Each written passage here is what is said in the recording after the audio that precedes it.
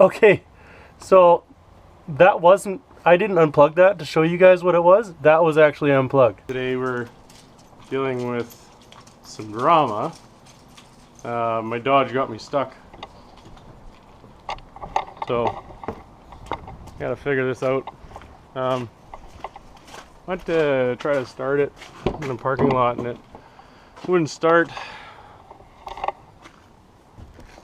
So, I had to walk to the parts store, get some tools because I had no tools either. Come back and tried a couple things and still couldn't get the truck to start. I don't know what to do. When I got back, I tried to see if I could get a power probe because that's the best way to find out if something's not working. I ended up getting one of these buttons and I tried it on the starter under there and it wouldn't start. So the solenoid didn't kick in. So that was weird. So I had to walk to the parts store and then walk back. It was like 40 minutes and then I was stuck. I was kind of angry. Anyways, the parts store was really nice. They ended up bringing me a starter out. Got the starter in and still wouldn't start, but at least I could jump start it from the starter then. So I think something fried. Probably my anti-theft device. I can hear it. I can hear the anti-theft device clicking. That's as far as it goes though. So the solenoid for the anti-theft device is clicking at least. Other than that, it won't go, and so I gotta figure out some way of getting this thing started because, well, here I'll show you.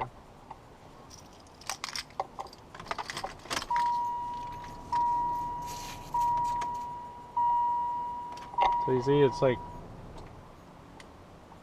so that last click is the solenoid. So if I pull the anti-theft thing out and try to turn it over, there's not that last click. So somewhere between the anti-theft device and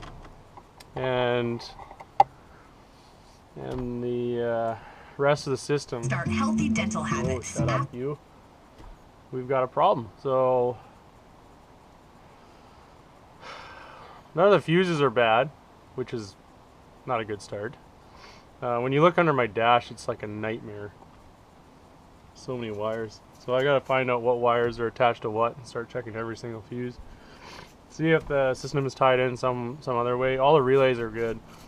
Did all this testing on the side of the road, of course, and nasty weather. As you can see, it's snow outside. So yesterday it started melting. So it was like 1 degree outside. Laying under my truck in a puddle, soaked my clothes through. So I was not having a good day. But sometimes that's what happens. We're gonna dig into this today and I'll show you all the stuff I'm gonna go through, because sometimes when I'm going through a diagnosis, I don't show you guys what thing is doing. I just show you how I get to the answer. So sometimes that's not gonna help because maybe you have the same problem.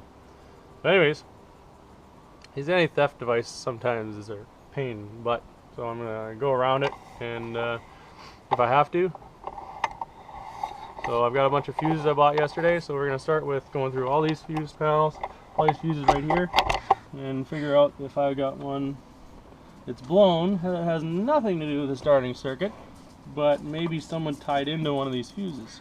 Okay, so let's start checking these fuses. The beeps are telling me that we have power, and the LED screen will tell us how much power we have.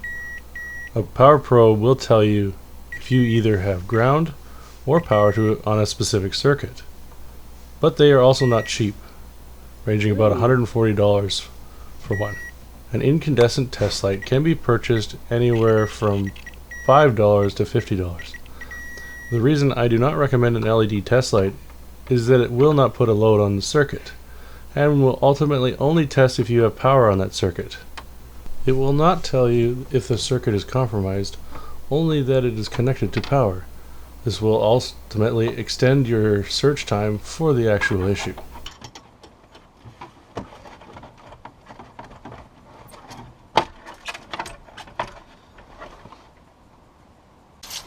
So one of the first things I did after checking all my fuses out, watch out girl, is I went right to, oh, let's turn on the ignition first.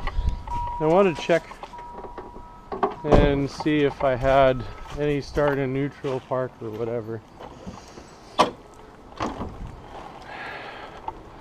So you go right here to your fuse. Some modification previously. Okay, so that's not my start relay, but okay, that is. So we just looked on here, see that our start relay is right there. So you want to test out and see if your starting system works.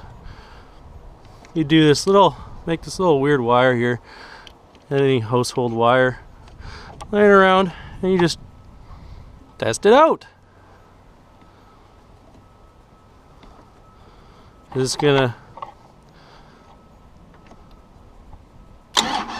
so you see it here that it actually will try to start there, and if I kept doing that, it will start. So we know that's okay there. It's just, for whatever reason, not engaging this. So I do have an anti-theft device, and I have gone to it and tested it and everything else, and well, it doesn't seem to be the issue. So the other issue we're gonna have, the only other thing that's gonna stop this thing from starting is our park and neutral switch. So unfortunately that's underneath the truck, and as you can see, I'm dressed to go under my truck. Well, I do have a creeper. I think it's like, other than my power probe, my best purchase. So I'm gonna try to see if I can figure out what wire has got power and figure out how I can jump it. And if the truck starts, then we know we need a switch, not a starter like I already replaced. But when you're out in the middle of nowhere and you're getting kind of crabby, sometimes you just buy things. Alright, so hang on. In a minute, we're going to climb under the truck. So this is my neutral safety switch. I did not unplug that.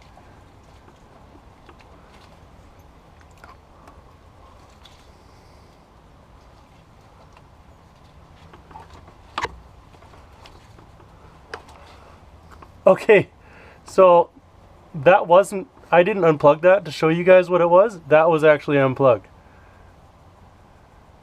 Look how far I was. Okay, let's try to start it now. Bet you anything. And there you have it, folks. Before you spend $200 on a starter, check your neutral plug so you don't do what I did. And you're welcome. Brought to you by Southdown Garage, showing you that I'm an idiot. But now you can avoid my own mistake and not be angry in a parking lot like I was. Until next time, get dirty, have some fun. Who knows what you'll learn.